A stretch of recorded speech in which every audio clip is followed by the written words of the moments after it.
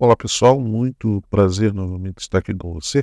Estamos mais uma vez começando um curso do CCT, curso que está aí na tela, onde vamos falar de alguns pontos básicos, alguns pontos importantes da metrologia, preparando você para conhecimentos mais profundos que você vai ver adiante. Nenhuma parte desse treinamento, desse material, pode ser arquivada, reproduzida ou transmitida de qualquer forma ou qualquer outro meio, seja eletrônico ou mecânico, incluindo fotocópia ou gravação de backup, sem a permissão escrita do CCT, que é o proprietário legal dos direitos autorais desse material técnico. Então, para quem não conhece ainda, o CCT fica em Florianópolis, significa Centro de Educação, Consultoria e Treinamento em Metrologia e Sistema da Qualidade. O nome da instituição foi pensando nisso, né, pessoal? Nós queremos educar pessoas através de consultorias e treinamentos em duas grandes frentes, digamos assim, da ciência, da tecnologia, da metrologia, que é a própria metrologia e sistema de gestão da qualidade, principalmente sistema de gestão da qualidade em laboratório, né? Quem está trabalhando com vocês, quem será o instrutor nesse curso, é Gilberto Carlos Fidelis. Aqui está um pequeno currículo nosso, né? Temos 8 livros publicados que a gente já vai falar para vocês.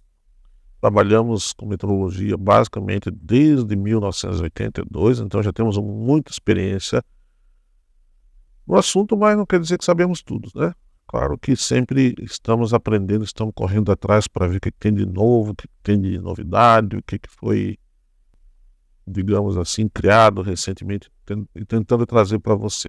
Nós temos aí uma experiência já com acreditação e com implementação do sistema de gestão da qualidade desde 1988, principalmente em laboratórios, como a gente falou, basicamente em cima da norma NBR ISO EC 17025. Nós vamos falar um pouquinho aqui nesse treinamento também, ok? Está aqui o nosso telefone de contato, o nosso e-mail e se vocês precisarem no futuro de mais alguma informação, por favor, tem aqui nossos contatos. Lembrando daquilo que a gente comentou ali dos livros, né? São 8 livros publicados até o momento pelo CCT, de autoria de Gilberto Carlos Fidelis. Estão aí eles na tela, basicamente todos praticamente esgotados. Hoje eles são vendidos de uma forma de e-book. Que fatores a gente pode dizer que influenciam um determinado resultado de medição? Então, durante a realização de uma medição, há uma série de fatores que influenciam e determinam o resultado. São eles: o mensurando,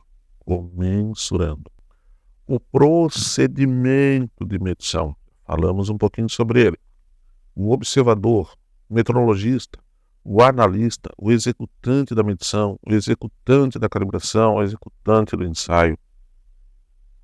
Condições ambientais.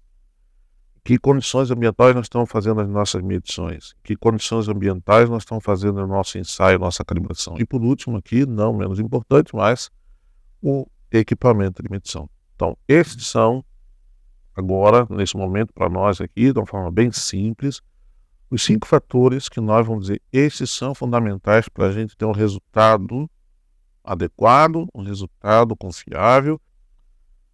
Outro fator extremamente importante, pessoal, que mexe muito, influencia muito na qualidade do resultado ou determina muita qualidade do resultado, é o próprio equipamento que eu estou usando. Olha só, existe uma diferença grande entre o equipamento estar funcionando, você liga ele mostra lá um monte de número bonitinho, colorido, um painel bonito, né?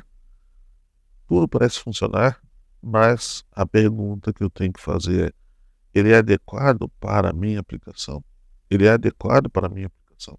Será que qualquer carro é adequado para eu participar de uma corrida de Fórmula 1? Essa é a pergunta. Claro que não. Todos, carro de Fórmula 1 é um carro. Uma Mercedes-Benz é um carro. Um Fusca é um carro. Embora muita gente diga que não. Mas esses carros, né, são adequados para participar de uma Fórmula 1, uma corrida de Fórmula 1? Nem todos. Então essa análise também tem que ser feita aqui, ó. A pergunta que nós temos que fazer é a seguinte, pessoal: quais são os erros de medição? Quais são as incertezas de medição que eu vou obter na minha medição, usando esse equipamento? É através da calibração que nós vamos conhecer os erros e as incertezas. Olha só, nós temos que perguntar quais são os erros, quais são as incertezas de medição que eu vou obter na medição. Mas a pergunta é: onde é que eu vou achar essas informações? Essas informações estão lá no certificado de calibração do equipamento de medição. Então, olha o exemplo aqui, ó, né? Nós falamos que a meteorologia está no nosso dia a dia, que existem medições desde o momento que a gente nasce.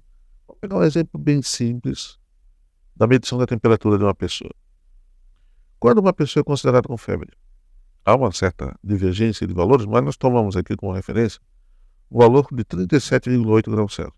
Ou seja, uma pessoa está com febre se ela tiver com temperatura corporal acima de 37,8 graus Celsius. Acima desse valor. Agora vejam bem que interessante essas situações aqui, olha só. Vamos supor que você meça a temperatura de uma pessoa e o termômetro mostra lá para você o valor de 37,7 graus Celsius. A pergunta é: a pessoa está com febre ou não? Olha só, voltando. Se você medir a temperatura de uma pessoa e o termômetro medir 37,7 graus Celsius, a pergunta é: essa pessoa está com febre ou não? Perceberam a pergunta? Perceberam, né? Olha só, que interessante. Vamos analisar as seguintes situações. Primeira que está aí, ó.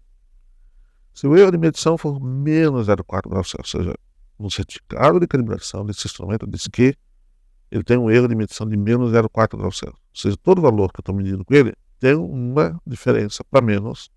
Ele indica menos do que deveria indicar. A temperatura é menos 0,4 graus Celsius.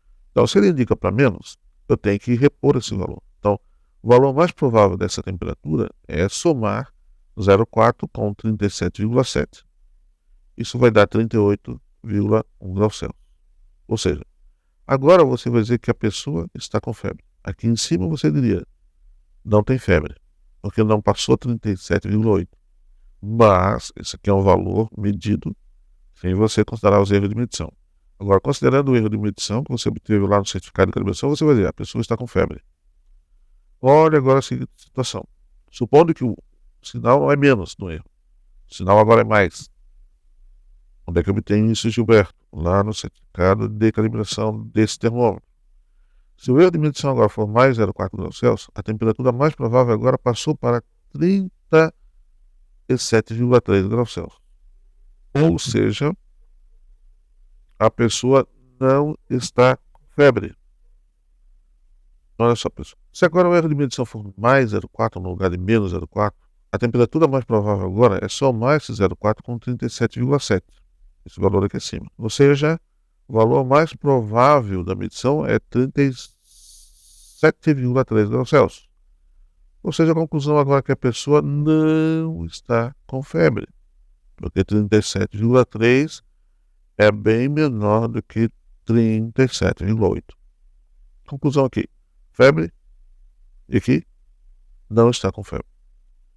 Vejam como o fato de eu ter mandado calibrar o estudo, o resultado, né, mudou. Repetindo, vejam como pelo fato de eu ter mandado calibrar o equipamento de medição, ter um certificado de calibração na mão, a minha tomada de decisão mudou. Como? Aqui tinha febre? Não tinha mais febre. Agora tem um outro problema ainda na mão aí. Qual é? A pergunta é: qual é a incerteza ainda desse resultado? Qual é a dúvida desse meu resultado? O erro de medição está aqui, nós vamos corrigir. E a incerteza? E a incerteza vai se aplicar dessa forma aqui, olha só.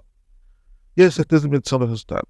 Se o valor da incerteza for de mais ou menos 0,5 graus Celsius, ou seja, a temperatura aqui foi de 38,1, nós podemos apenas afirmar que a temperatura pode estar entre 37,6 até 38,6 graus Celsius. Ou seja, a pessoa tem grande probabilidade de estar com febre. Grande probabilidade. Por quê? Olha só, 37,6 graus Celsius ainda não é febre. 37,7 não é febre, 37,8 é febre. Né? Ou seja, nós temos aqui praticamente 80% de chance no valor de que a pessoa ter febre. Vamos analisar o caso do lado direito, que a correção não é menos 0,4, tem correção se é menos 0,4. Agora, se a correção for mais 0,4, né? Ou seja, o erro de medição for mais 0,4, desculpa. Se o erro de medição for mais 0,4, olha só. Como é que fica agora considerando a incerteza de medição? Então, se o valor da incerteza for também mais ou menos 0,5 graus Celsius, e a temperatura mais provável for 37,3, nós podemos agora aqui afirmar que a temperatura dessa pessoa está entre 36,8 até 37,8. Bateu no limite aqui. Como é que eu chego nesses valores, né? É o 37,3 menos 0,5, que dá 36,8, e o 37,3 mais 0,5, que dá 37,8. Ou seja, podemos aqui afirmar que a pessoa não está com febre. Certo? Vejam como muda a minha decisão. Só pelo fato de eu ter dados na mão sobre a calibração do equipamento. E aí vocês começam a ter uma conclusão, é que a calibração realmente é fundamental, o uso do equipamento é fundamental nessa questão de qualidade de resultados. Então, olha só, o que é que a gente viu até agora? Ter um operador habilitado, capacitado, ter um procedimento de medição, calibração e ensaio adequado, aprovado, ter um instrumento de medição calibrado são fundamentais para a gente fazer a medição. Né? Fazer essa medição e a gente analisar se o processo de nossa medição é adequado ou não, e aí a gente vai ter resultados de medição chamados confiáveis. Se eu tenho resultados de medição confiáveis, eu posso avaliar o que a gente chama de conformidade do produto. No caso ali da nossa temperatura, né? A temperatura estava dentro de valores de febre ou fora, abaixo de valores de febre. Essa é a tal da conformidade. Conformidade é dizer que um produto é bom ou é ruim, é adequado para uso ou não. Agora, como é que eu chego a dizer que um produto é bom ou ruim? Produzido lá numa fábrica X, porque eu tenho resultados confiáveis. Como é que eu obtenho resultados confiáveis? Porque eu tenho um processo de medição adequado. Como é que eu tenho um processo de medição adequado? Porque eu tenho esse tripé aqui, principalmente. Instrumento calibrado, procedimento aprovado, operador capacitado. Então, vamos ver que isso tudo está no contexto que a gente chama de metrologia industrial. Que aqueles valores que são entregues ao cliente são os valores mais próximos da verdade. Pessoal, muito obrigado pela atenção e até o próximo curso, tá, pessoal? Muito obrigado, realmente. Continue estudando metrologia, vocês vão ver que é uma área muito bacana, uma área muito interessante. Isso aqui é só o passo inicial de alguns conhecimentos básicos. Há muita coisa para a gente ainda ver e aprender sobre a área, ou sobre essa ciência maravilhosa, fantástica que é a metrologia. Um abraço a você, um abraço a todos. Muito obrigado.